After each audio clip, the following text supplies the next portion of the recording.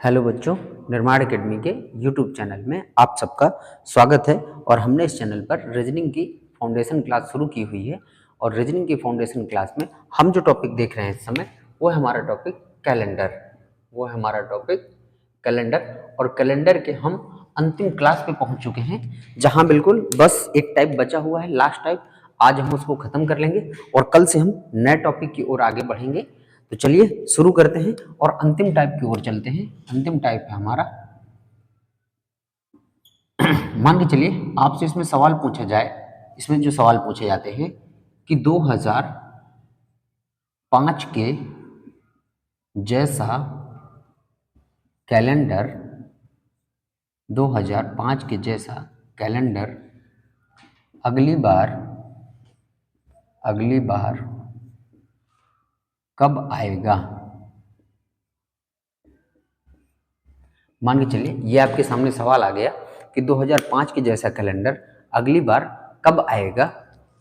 तो या कोई भी ईयर दे सकता है और आपसे पूछेगा कि इस तरह का कैलेंडर अगली बार कब आएगा। इसका मतलब ये है कि जैसा यहाँ दिन होंगे, 1 जनवरी को जो दिन होगा, जो बाकी डेटों को दिन होंगे, वैसा ही कैलेंडर अगली बार कब आएगा।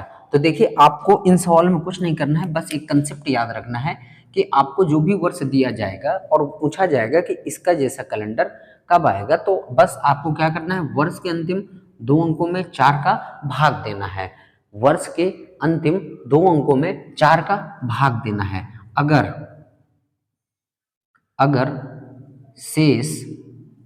अगर शेष एक आए तो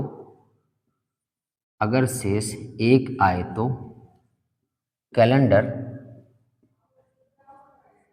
6 वर्ष बाद रिपीट करेगा। कैलेंडर 6 वर्ष बाद रिपीट करेगा, यानी वही कैलेंडर आएगा, रिपीट करेगा। ठीक है, आप ये ध्यान रखिएगा कि अगर शेष 1 आए तो कैलेंडर 6 वर्ष बाद रिपीट होगा। ठीक है, अगर शेष 2 या 3 आए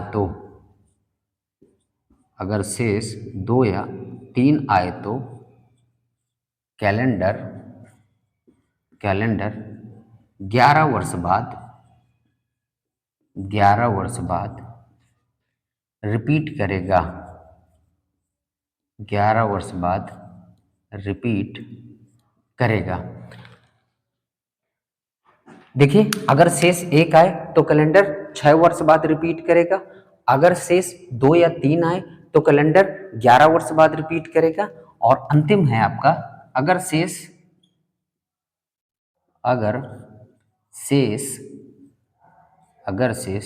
0 आए तो, यानी जब आप काटेंगे 4 से तो या तो शेष 1 आएगा, या तो 2 आएगा, या तो 3 आएगा, या तो 0 आएगा।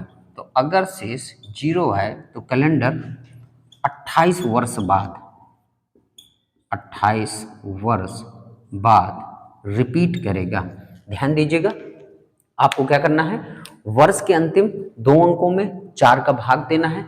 4 का जब आप भाग देंगे तो अगर शेष कितना आए, 1 आए तो कैलेंडर 6 वर्ष बाद रिपीट करेगा।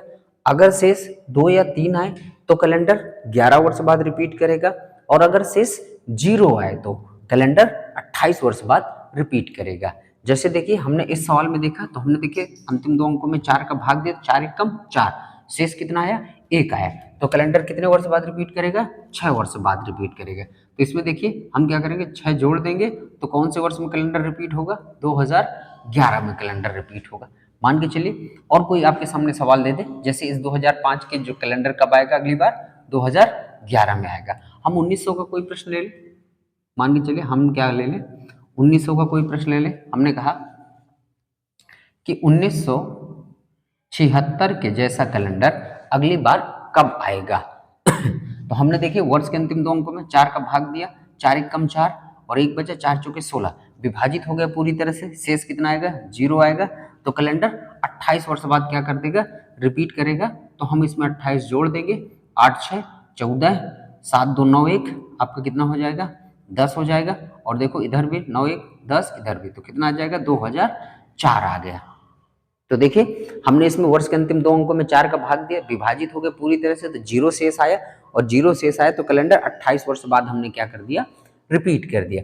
कोई भी वर्ष आए, जैसे मान के चलिए और कोई हम वर्ष ले ले, जैसे मान के चलिए हमने लिया 1958 के जैसा कैलेंडर अगली बार कब आएगा, तो हमने इसमें 4 का भाग दिया, 4 एकम 4, 1 बचा, 18 बना, 4 चौके 16, शेष कितना बचा, 2 बचा। तो जब कैलेंडर शेष 2 बचेगा तो कैलेंडर कितने वर्ष बाद रिपीट करेगा, 11 वर्ष बाद रिपीट करेगा। तो 11 हम इसमें क्या करेंगे, जोड़ देंगे, 8 1 9, 5 1 6 9, यानी 1969 में कैलेंडर आपका रिपीट होगा। तो आई होप बच्चों आप सबको बहुत अच्छे से समझ में आया होगा। ये कैलेंडर का आपका अंतिम टाइप था जिसको हमने पूरी तरह से क्या कर लिया, खत्म कर लिया। तो कैलेंडर की आज अंतिम क्लास है।